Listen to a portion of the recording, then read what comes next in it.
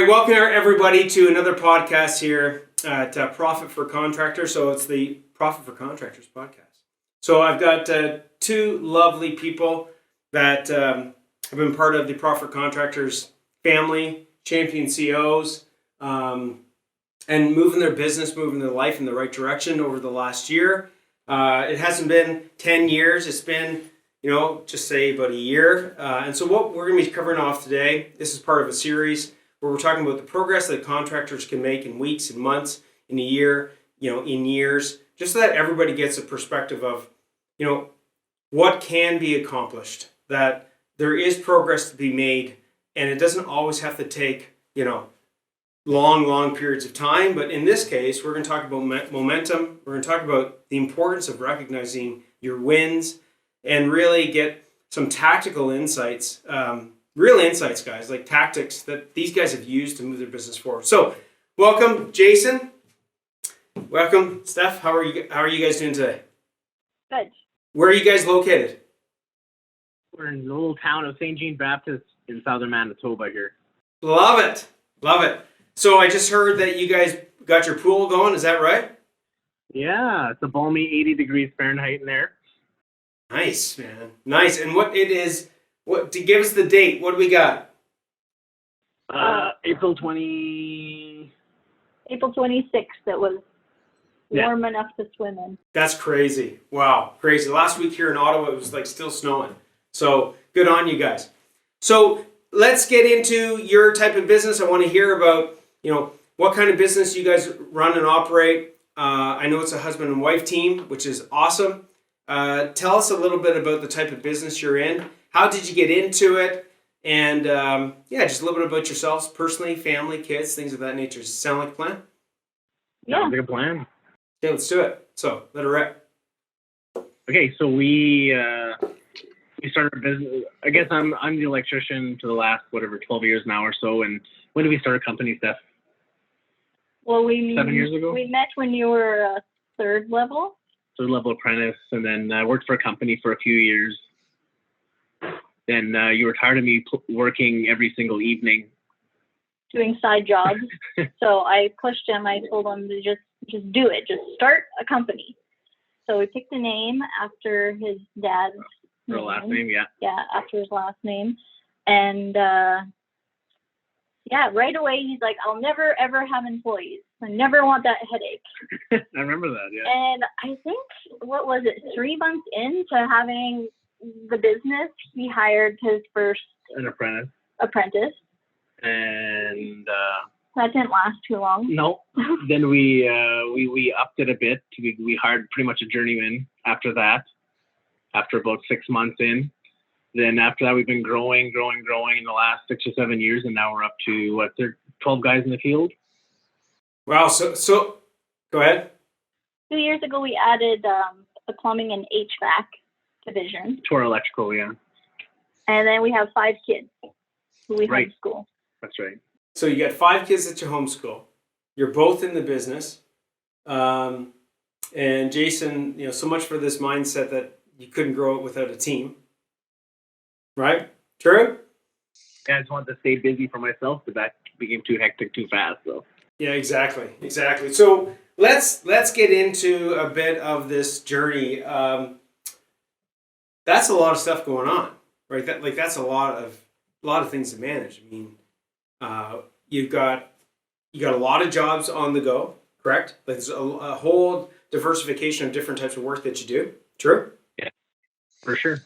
So what would you say before, how did you come across Profit for Contractors, and what were some of the challenges that you were having that made you say, hey, we need a little bit of help, just to give some context to what it is we're covering off here today? Well, we were at a 10X conference in Florida. I guess that would have been just over a year ago. And then, 2 years ago? Yeah. And they're selling coaching, obviously. And we're like, we want some things that's a little more custom to us, because there's lots of coaching for real estate and car sales and just business in general, but we need something tailored more to our business that we could talk to for our struggles day to day. Okay. said that he had come across. I started just Googling like contractor mentorships basically. And I came on you guys on Facebook and, but like our struggles that made us really want this, I guess, would be just the mess of every job being in my head and not knowing how to advance. How could we manage more without, well, yeah, basically just how can we manage more and grow? Yeah. Yeah. I think that one of the things I want everybody to understand listening into this is there's no shortage of putting in time and effort. Is that true? Like for you guys, before you guys came to raise your hand, and those listening in, I'm not saying, hey, come raise your hand here. Okay? If you want to, great. Okay? Totally up to you.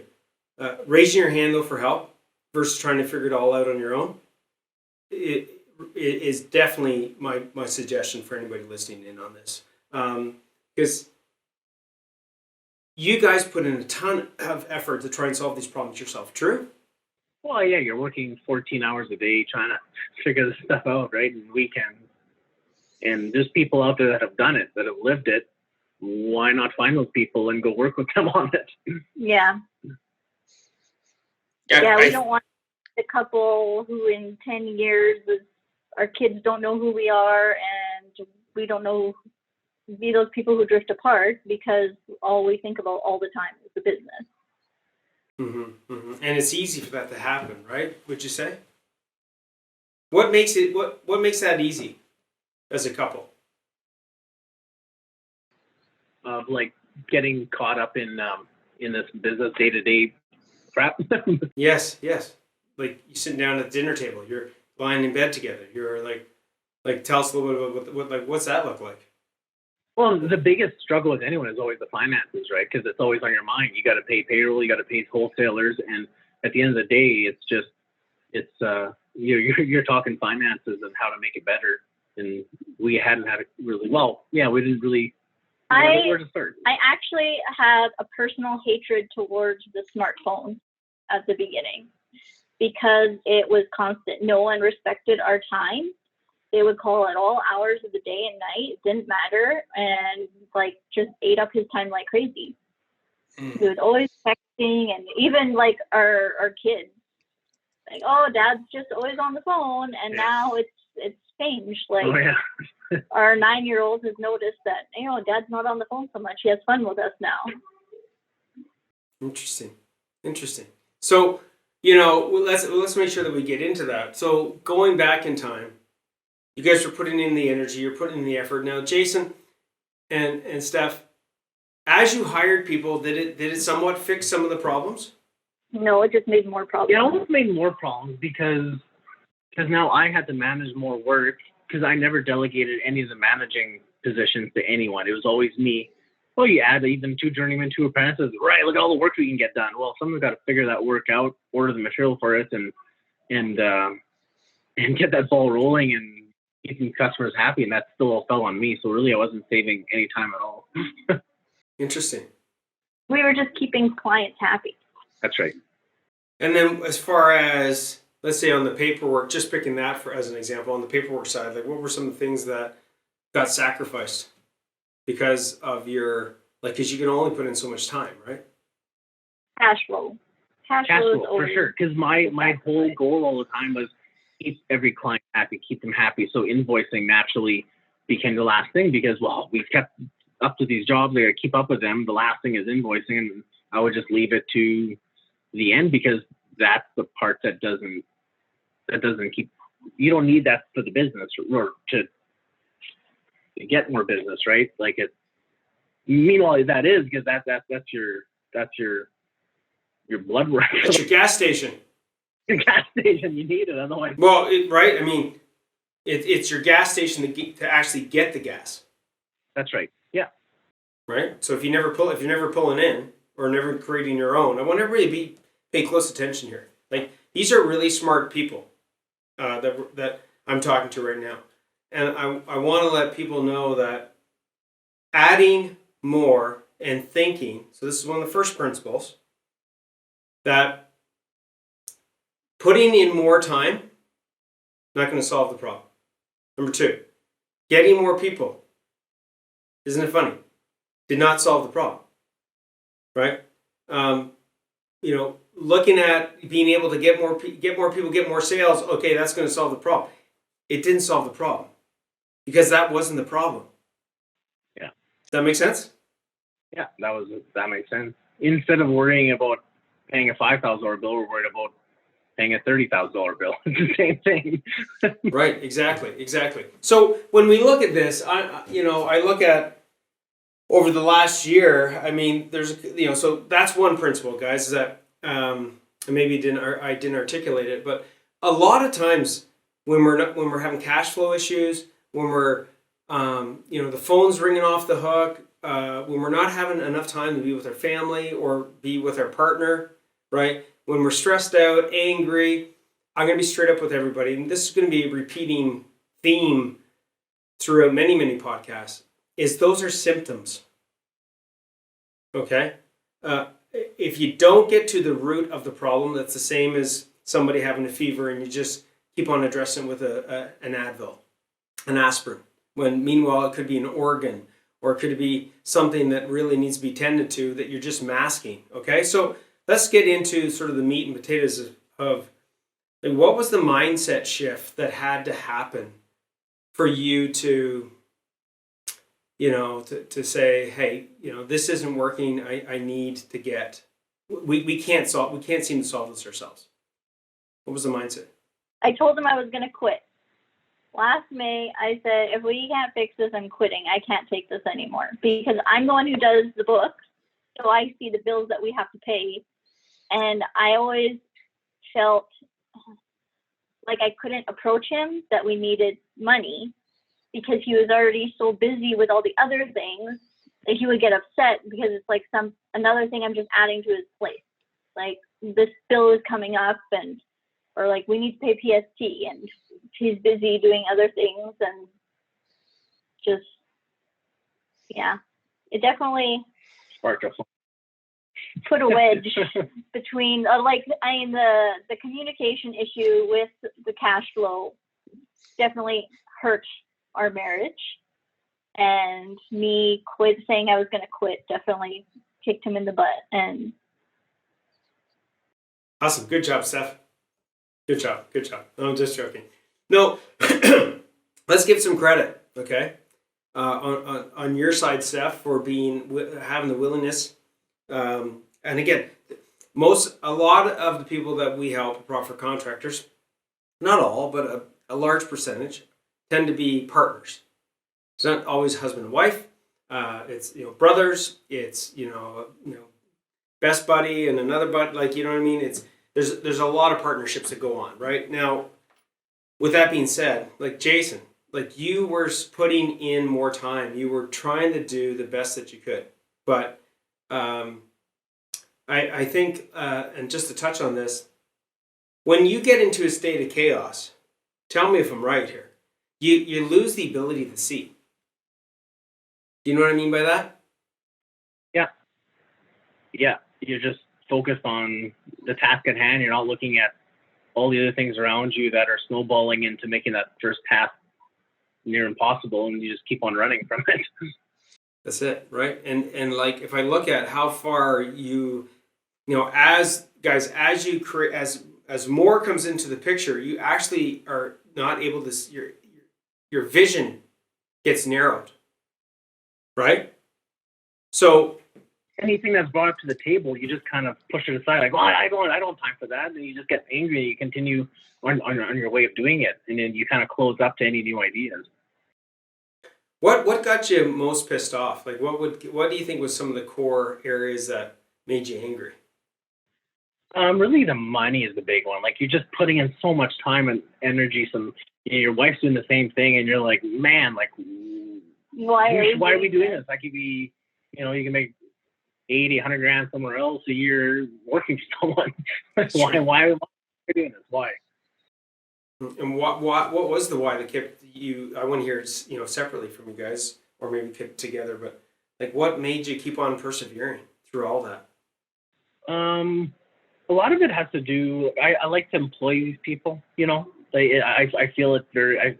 it's very fulfilling to me to have like 10 or 12, 13 people employed, taking care of their families kind of thing. That makes me, I don't know, just makes me feel good about it, I guess. Then also, it just in our community, like we help out our community a lot and everyone knows us. We live in a smaller area, and that just keeps me driving on, I guess. It's cool. Cool. So people knowing your name, knowing who you are. So they just call for even randoms like, hey, I know you're on this business, but where would you get this? You know, and you can go there. Oh, thanks, bye. It's like, wow, who did they call before for these random pieces of information? And Steph, what would you say to that or add to it? I'm in it for him. Oh, isn't that nice? No, seriously, you're lucky.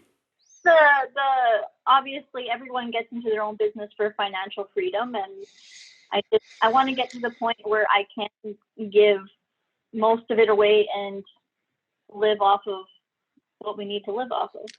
Wow, that's awesome. Well said. So let's get into some of the tactics. So go back. Let's just say it's been a year. All right. One of the things that we talked about, and is it okay if I just share this little post that you did? Okay, cool. So this is somewhat of what triggered this, everybody. For those of you that can't see it, I'll just quickly read it, okay? So Stephanie did this post April 15th, not that long ago, okay? Hey everyone, we had a great call with Andrew last week. I've been feeling pretty down about the business and felt like we weren't progressing. Andrew made me compare our profit and loss last year, and we saw that we are up 200%. Interesting. He reminded me to acknowledge the small wins and changes. I've attached a list of them. Since our meeting, I've spent more time figuring out our numbers. I refined our break-even spreadsheet, and Jason and I finally get it. This is a huge win. I feel like a weight has been lifted. After that win, I couldn't stop. I figured out our actual cost per employee based on their efficiency and our average cost per hour for each department. I also made a sheet for Jason to quote labor that factors in efficiency rates. That's awesome. Conversion rates, customizable profit margin, and an hourly rate conversion. It turns out on our big jobs, we are making more than our conversion rate. Great job, Jason. Then you created this spreadsheet or this PDF. I'm not going to go through it all, but I just want to highlight to everybody that there's real things that change this. Okay, I'm going to stop the share just for a second. And then one of the things is behind you guys, which is planning. So tell us a little bit about what's behind you with these sticky notes. And I see there's one on the table. We actually modified your 90 days to profit. Jason was getting a little overwhelmed, and there was a lot of stuff to do coming in the next, like last week and next week. We have our summer student started last week, so I needed to onboard her. And then we have an employee returning next week, so we need to onboard him. Actually, I love when you use, let's just call it the champion CEO language. Onboarding, yeah. That's important. This is something I want everybody to listen in on, okay? Right. If I hear certain words, I'm going to pause you. Because there's people listening in, they don't even know what you're talking about. So what is this onboarding process that you didn't used to do? Just touch on that one. We made a list of like everything, all the apps that we use, how to use them, setting up emails, setting up like just every. And this was training that you got, right? Yeah, for sure. Yep. Right. Yeah, it's just the expectations of the role is in there as well. We've added. Yeah. Adding. That's still a thing in progress for sure. And the policy manual we've added that they have to read through and sign. Then we add them to any kind of group messages we might have, like with the guys and all that. And it's just amazing because, and then it's nice that you brought that up, because a lot of that is stuff that I would have had to do later on, day to day, throughout the days for the next few months. Meanwhile, it's all been hammered out and figured out in the first day of employment. I love it. So everybody understand there's training that has been put together, and these guys have taken action, number one, on listening to the training. Number 2, applying the training. High level view. Whenever, if you're listening on this and you have team members, or you're looking at hiring team members at some point in time, or you're just about to, get this principle. You have got to set your team up for success. Okay? That starts with as soon as they come into your company. Okay? Before they even come into your company, you have to have a hiring process, right, guys? Okay? The onboarding starts actually the way you post your ad, you use an application form, you set them up, you're setting them up for success. There's nothing worse than hearing, and I hear it all the time, oh, this guy didn't work out, or that guy didn't work out, or this person keeps screwing up. And then I ask, so what kind of systems do you have for them? What do you mean? Well, why do we need systems? Well, you must have checklists, right, that they have to follow. There must be some protocol. No, why? I don't have it. I keep it all in my head. Interesting. So tell us a little bit about that. The checklist? Like, well, just the importance of systemizing your onboarding process. Like, Well, okay, here's a good example. Just showing them how to download the apps and fill them up and all that. It'd be a huge red flag if someone would be like, "Well, I don't go on. I'm a pen and paper person only." Oh, wow, red flag. Okay, no, that's not how we're moving forward here. No one's pen and paper here. It's all digital. If you can't handle that, If you can't clock in and out and clock out for a lunch break, then we can't handle that kind of liability. Get someone different. Why start something? I see, but unless you understand that to follow some form of a system, and you guys have taken our systems, modified them, and made them work for you. True? Yeah. Okay. So if anybody's looking at hiring somebody, here's my other little golden nugget. Okay. And you can thank these guys for it because they're allowing this to be presented to you on today's podcast. Is resumes, okay? Resumes are can be the worst thing, okay? Because here's the thing. If somebody's applying for a job and they're not willing to fill out a simple application form. Yeah. Right? Yeah. Oh yeah. What are they gonna? Yeah. Go ahead, finish it. What? Go ahead. In your company, when there's a material list to put together, when there's an issue, to email your, the person who's got to be talking to, like, it's, yeah. Right. And listen, how long did it take you to learn that principle after you're watching the videos and the training? How long? I guess as soon as we realized that it's something we need to do, like One bad hire. one bad, yeah, 100%. That's 100%. And tell us the impact of a bad hire. Well, okay, he did work for 2 of our top 8 clients, and they were both not impressed. Stuff got missed. It took way longer than we thought. But we hired him before we realized what his skill level was at, and he talked, right? And it looked like he said he could do more than he could. Oh, I'm fine. And then meanwhile, 2 of our top clients were like, "What is this? What's going on? Why is it taking so long?" And then things got later on. So, yeah. So, guys, if dollars, it could cost double of what you're paying him. Because now I'm sending guys in to go fix it for free. So not only are you not billing out those hours, you're not billing them out at a different job, and you're fixing stuff up. And you've maybe could have ruined a good relationship you had with a client before. Luckily, it didn't. But what would a Class A? What would just pick one of those Class A clients? What would they be worth to you over the span of, say, 2 or 3 years, Jason, Steph?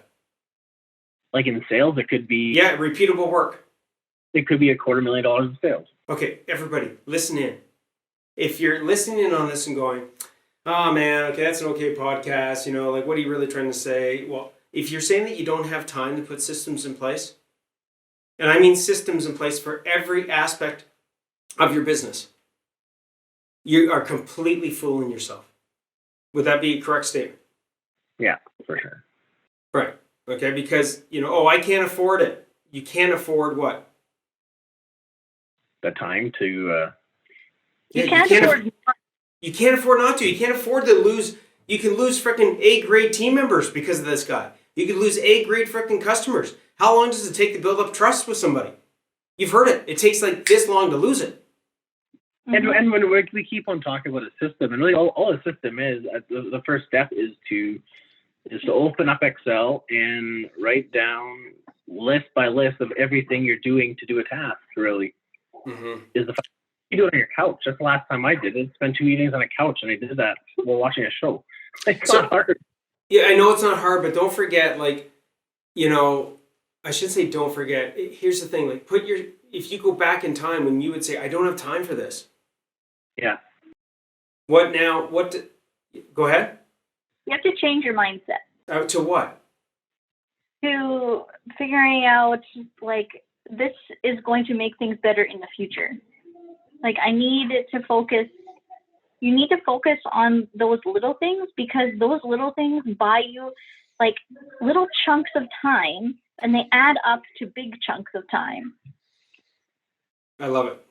Yeah, I love it. So I'm just gonna highlight this. This is perfect timing for this.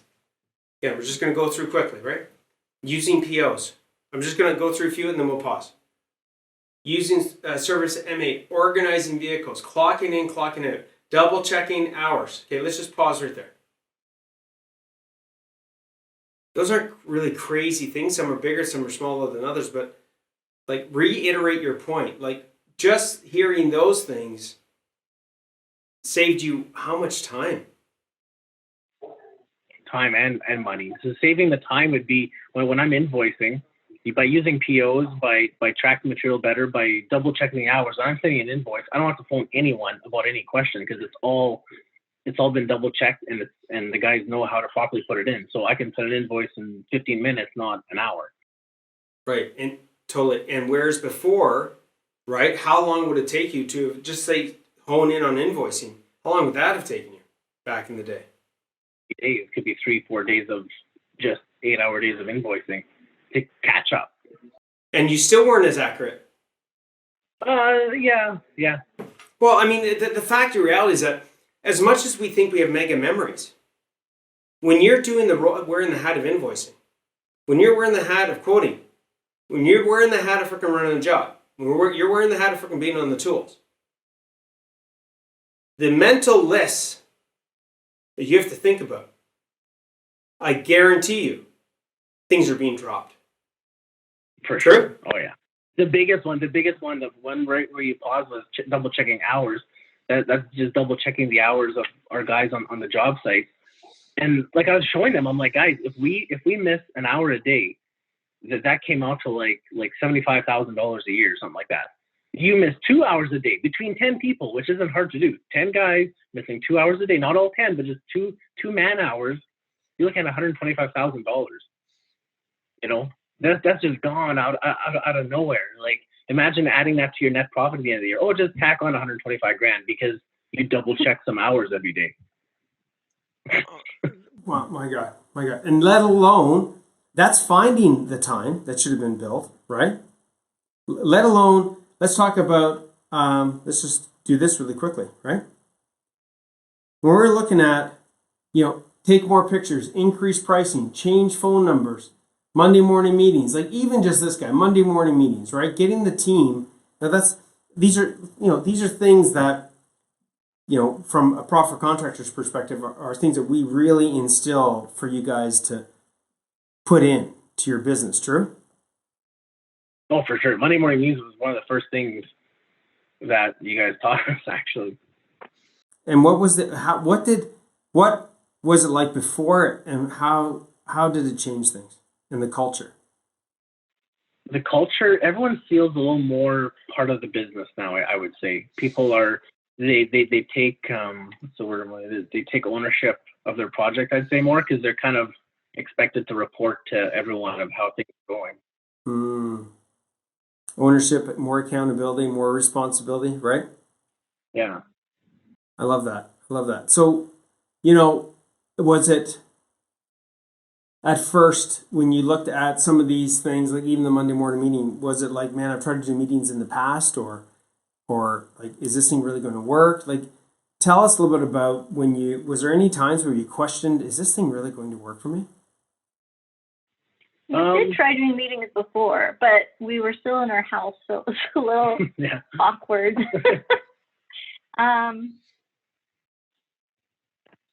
Yeah. Yeah, there was like the first few meetings, it was like they weren't paying attention and they weren't taking it seriously. Yeah, that'd be the thing. You're driving your culture in a whole different way that by adding that. Yeah, so, if you look at it's constant, repetitive communication. And I think for them, it was a little different because, like, a meeting, what do you mean a meeting? I'm not a business owner, like, that's what now they realize, oh man, like, I can be part of this. And I think people enjoy that. If we do miss a meeting, what? No meeting? Yeah, we've had that. Interesting. So looking at, we're going to start wrapping things up here in just a little bit, but looking at, like, you've got this plan behind you. Again, I'm trying to get people to see that, there is starting points. There is a structure to this. I want to describe the chart that we Yeah, modified. Go for it. Okay, so basically one line was a week on your chart, so we just did a day, and then I put a sticky note of each task that needs to be done, and I did 8 for 8 working hours, and then when this task is done, we take the sticky note off, and then when the day is empty, then we can work on a project. Wow. It's awesome. Okay. And the way I did mine was, so, like, I told Steph, I'm like, if you want me to stay on top of invoicing and all that kind of stuff, I need some weapons. I need some help in the office. Like, I can't be taking phone calls and organizing the days, ordering material, quoting, doing everything. I need to hire one of our field guys in there, like, in the company. She's like, hey, well, just show me your plan. I told her, I showed you my plan. I told you. She's like, no, I need to see your plan. And I joked. I'm like, well, like, Word document? She's like, no, here's a calendar. I need to see what you're going to do every hour for the next month with him coming in, onboarding and everything, training and everything. Put that in and show me. And it was only like an hour of work, hour and a half. Maybe an hour. And I had the next 30 days blocked off with what I should be doing and how I could be doing it to get this guy trained up. And what I'm going to do with my save time, that's the other thing, is what are you going to do with that? You have to have a plan with that. Because if you don't, if you're going to fail to plan, you're just going to plan to fail. It's true. Absolutely true. Yeah. And isn't it funny? It's so cool. Isn't it funny that when we talked earlier about onboarding, everybody pay attention. It's not just hiring new people. It applies to putting somebody else that's already working for you in a different position. We're in a different hat. True? Yeah. I think that's nice because they know the clients, they know how you do things, but you still got to go over and go over some new expectations with them because you don't want it to just fall into the old rut. And let's take notice of, I don't know if you picked this up, but you actually have to define your onboarding process for yourself. Where are you going to put your time? What are you going to do with it? When are you going to do it? So that Stephanie, other people can support you. Hey, don't interrupt me during this time. I have to be focused doing this. Like, everybody, you can do this stuff, okay? And for those listening in, if you want to get access to, we have what's called the Contractors Workshop. And it's basically for you guys, for those interested in getting their hands on some of these tools, some of this training, so you guys can go at your own pace. The link is going to be down below in the description. And that just gives you guys the ability to get your hands in on these tactics and trainings. But also more importantly, that you're learning these things. Like when we kick things off, there's an order in which we had to do things. Is that true? Yeah. Yes. Right. What would you say would be a couple of the core steps that you would recommend to people listening in that resonate with you? Maybe it's the planning side of things. Maybe it's what would you say? It comes to mind. Delegating your time. Yes. Tell us about that. Well, I guess for me, it's trusting your guys that they could do a little more than what they're doing already. Give them some accountability on their projects where not everything has to go through me. We're hiring journeymen here. Like there's a reason they're getting paid what they get paid. Like they can handle a little extra workload, like office kind of work, even though they're still in the field. But then again, like this stuff has to be like laid out, right? Like it has to be communicated to these people. It can't be assumed. True? Yeah, correct. Yeah. Right. And those expectations, I think, so just a couple of pointers here. One thing, guys, everybody listening on this call, you guys have doubled your profitability. True? Yeah. Okay. If somebody, we hear this all the time, profit for contractors. Yeah, right. There's no way they double their profitability in a year. What would you say to that? Well, I would ask them, do you even know what your profit was last year? They don't know. They have no idea. I had no idea. I didn't know 6 months ago even, like, what it was. Right. So knowing your numbers is huge, right? It's huge. It's the biggest one. Like, like we're to the point now, and you don't have to go all in right away, right? Just figuring out what it costs you to operate per month would be your first step to see what your break even. I know we've talked about this before, but your break even rate is what amount you have to charge to make no money. Yes. We didn't know that. We had no idea. You give a guy a deal and like, okay, meanwhile, I'm paying him to work there. Elaborate a little bit more what that means. A lot of people are like, what do you mean by that?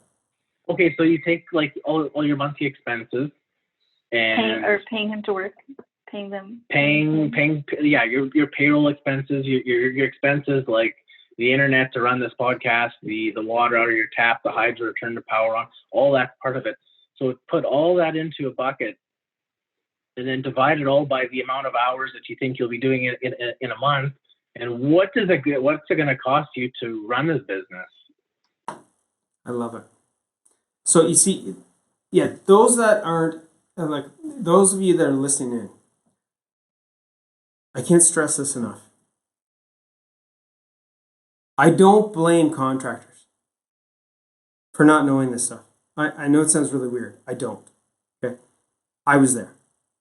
I did my 10 years in prison, I call it. Okay. I did my no, seriously, I call it like a prison sentence because it was fucking hell. Okay. That all the work and all the guys that I'd hire, it's like the same story, Steph and Jason. So then I hired more guys. Then I put in more time. Then I like, and then it was 80. Then it was 90. Then it was just like, what is good? This is impossible. It's not impossible for those listening in. It's that you don't know. You don't know what, right? What's that? My favorite part is once you understand how it works, like we've got this nice spreadsheet for the whole break-even analysis. Now you can start playing with numbers. Now, okay, what if we drove efficiency up 4% across the team? Holy smokes! Now instead of a $150,000 profit, you can have a $250 if you wanted to, right? Like it's insane. And then you can actually see where, if you want to be sharper on an estimate to really get the work, you can see what you can actually afford to do, or even a job you might want to donate to something. Like you can see what you can do. And once you start playing with those numbers and what you want net profits to be and all that, like it's amazing how your mindset changes because you start seeing, a little bit of financial freedom. Man, I want to fix this. Yeah, I love it. I love it. It's instead of, isn't it interesting, Steph, you can hear the language changed, eh? I don't know if you picked it up, but no, I'm not even just saying in this podcast, but over time, like we've had calls, right, guys? And I get to hear you before you're here. In other words, right, that like I don't have time. There's no way I can do this. I'm not saying that those were your exact words, but there's like this is impossible. Like how you really this other person doubled their and this doesn't have to be double profits, but like increase this, got this much time back. Like oh my god. It really comes down to, first of all, understanding that trying to figure it out on your own, everybody listening in, is definitely the hard way. That's like the prison way. Like, would you guys agree? Well, yeah, because if you have the right tools, we're not working more than we were a year ago or 4 years or 5 years ago. We just got the tools to work smarter on it now. And we're getting rewards out of it. I love it. Stephanie, talk, before we wrap this up, talk a little bit about the importance of, even if you're not part of this, of the PFC family, the importance of reflection along the way. Why is that important? Well, if you don't look back and see how far you've come, you have no idea. Like you're blind, and you can't see into the future, so you don't know where you're going. But if you look back and see the progress that you've made, it's eye-opening. It's the little things. It's just like a kid growing up. Like you never think like, oh, this is the last time that I'm going to give my kid a bottle. Oh, this is the last time my kid's going to take a soother or in the bed with me. And then it's gone. And in the moment, it seems so like raising kids seems so busy and hectic, but it goes by so fast. And then you think that you're screwing everything up, and you look back and it's like, oh yeah, my kid did learn how to walk and talk and feed himself and do this and do that. And you don't give yourself enough credit for what you have done. You know, I look at the analogy like this. When I was a kid, I don't know if you guys ever did this, but I still do it. I'm still a kid. Okay, you roll down the window, right? Remember, you put your hand out and be like, oh man, it's cool. I used to think it was, fighter jet, and it was like, oh man, spaceship, whatever. My mom would be like, oh my god. I remember her saying to my dad, so easy to entertain Andrew. Just roll down the window, right? And I'd be like, do this, and then I'd roll up the window and I'd be looking ahead, and I remember looking at the window. So the car's going this way, right? So we're going down the road this way, and I take my face and I look directly straight at it. How fast did it seem like we were going? Yeah, like supersonic. Like, oh my god, look, this is me in the cockpit, right? What's that got to do with this? It has a lot. If you don't pause to see what you've accomplished, everything's a blur. True? Because you're looking at things as they're going past you versus taking a step back going, wow, look at how far we've come. Look at where we're at. Look at where we're going. True? And if you don't put that time into thinking of that, you're going to get into a slump of just negativity, and you're not going to want to create even new systems to make it better yet. Because you can. You don't have to be there anymore, pretty much. Did you experience that, Jason? Tell us a little bit about that, because I think that can relate. A lot of people can relate to that, like where they're like they just are mentally in a rut because they're not looking at what they're doing. Or what did that look like for you? Well, or for both of you, for that matter. Like Stephanie, you were on a call with me, let alone a couple of weeks ago, and you thought that things were like, no offense, things was really bad, right? Yeah. What's that? Yeah. I was ready to just throw in the towel. I was like, fuck this. I don't want to do it anymore. What's the point? Yeah. How long? Go ahead. She created that list of all her wins, and she's like, wow, I have come a long way in a year. This isn't so bad. Actually, I'm going to correct you on that. Okay. How long did it take, Stephanie, before you went, holy shit, and it was tears of joy? How long? Do you remember what happened? Stephanie, yeah, pull up your profit and loss statement. And you pulled it up. And then you went, holy shit. I said, what? And you said, what did you say? It's up 200%. Yeah, you went, it's up 200%. And I said, Stephanie, you need to show this to Jason. And I go, then the next thing I said, if you recall, was like, Stephanie, is it true that this didn't just happen in a week? What'd you say? Yeah. I said, would there be a whole bunch of things that led to this? And what'd you say? Yeah. Did you know what they were? I couldn't list them off the top of my head. No, but right. That was all in a window of about 10 minutes. That there, where you went from tears of like ready to pack it into like, oh my God, am I full of it or what? No, that's 100% what happened. Okay. And like, so everybody, you're lucky to be hearing these two share some personal insights. We're talking about a person, and I'm not bashing you, Stephanie, like God love you. Okay. And Jason, I don't know how you were feeling. How were you feeling compared to Stephanie at that stage? Like during that day or that week that I had that call with Stephanie, were you feeling something similar or no? Not as similar, because I'm not dealing with paying all the bills and everything. I know they're there. I'm not oblivious to that by any means. But I was so focused on keeping everyone busy during this whole COVID thing. Like right. We actually had like a little bit of a drop, but I've just been keeping that going. Right. So I was in the same space as she was, which happens often. I was on a high, she's on a low, and it goes the other way around. Right. So moving forward, everybody listening in, and this applies to you guys. If you don't default, and again, anybody that's not part of the PFC family, like, what are you talking about? Defaulting your time means what, guys? Blocking off and doing the tasks that you're supposed to do. And not letting other people decide what they're doing with your time. And how specific is it? As specific as you want. Mine says like email or empty email inbox. Right. Are we talking about like days and times? Yeah, well, actually, well, it starts off. Start off with 1 hour blocks, right? Then if something else comes your way, it's not throwing a huge curveball, right? Like you want to get this done. Something comes in for 5 minutes, it's not the end of the world. Right. And as you system the business and have it running better, then you can do half-hour blocks if you want. Yes. Say that again. Okay, I'll try. Okay. Yeah. No, because what you just described is that progress, everybody, feeds the ability to progress even more. So Jason's saying to you is that there's a starting point. You don't start where Jason's at and Stephanie, because that's not where you're at. You have to just start in a reasonable way. So say that again. Okay, you don't want to start by micromanaging every 15 minutes of your day. You want to start off with blocking in, let's say, 1 hour of planning a job.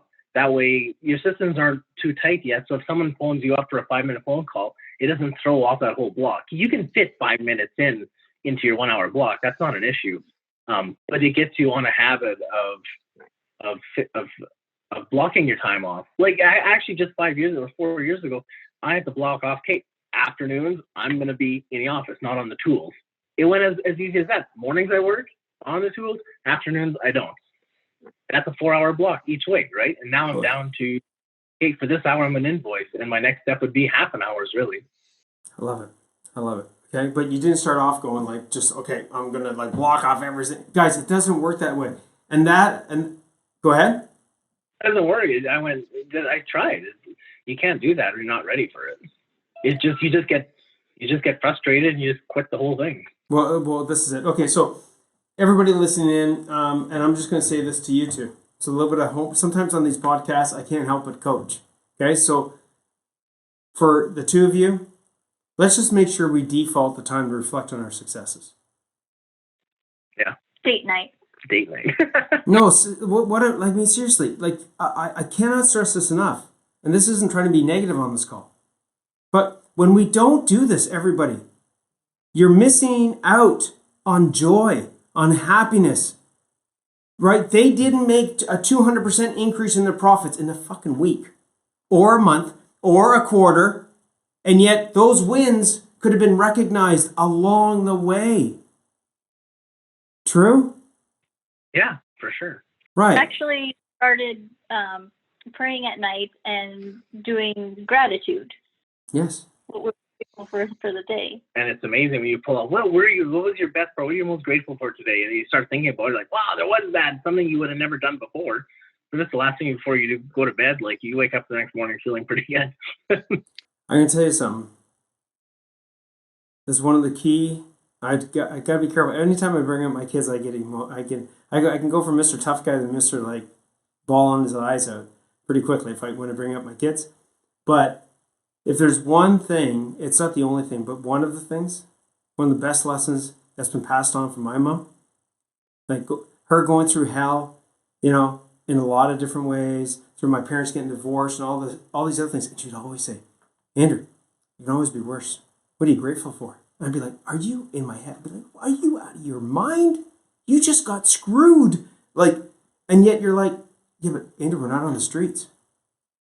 Yes, it's tough living here with your grandfather because he's strict and all, but you're not on the street.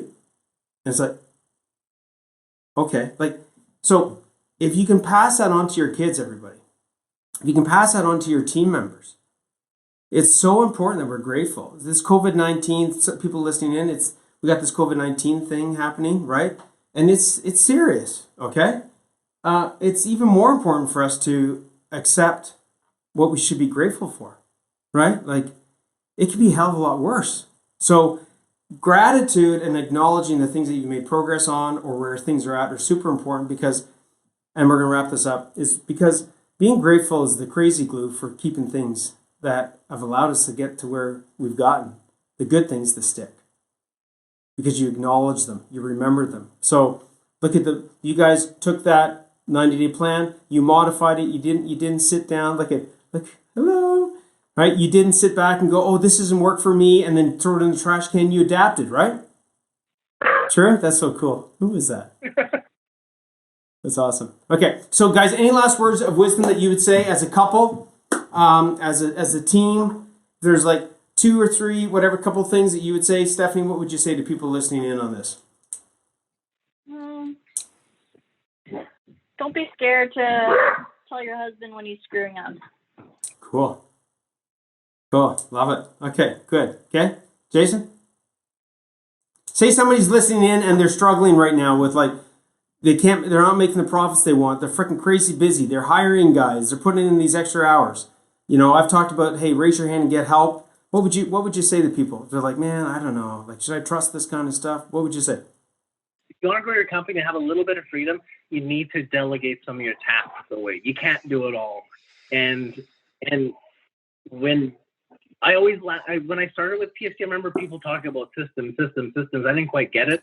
Now I almost make them, I'm not going to daily, but like any task I'm doing, write down step by step what I'm doing. That's a system. And now when you want to delegate, well, how do I do this? There you go. That's how you do it. That took 30 seconds now to send it to him. Oh, phone numbers, addresses, step by step. What do you have to do?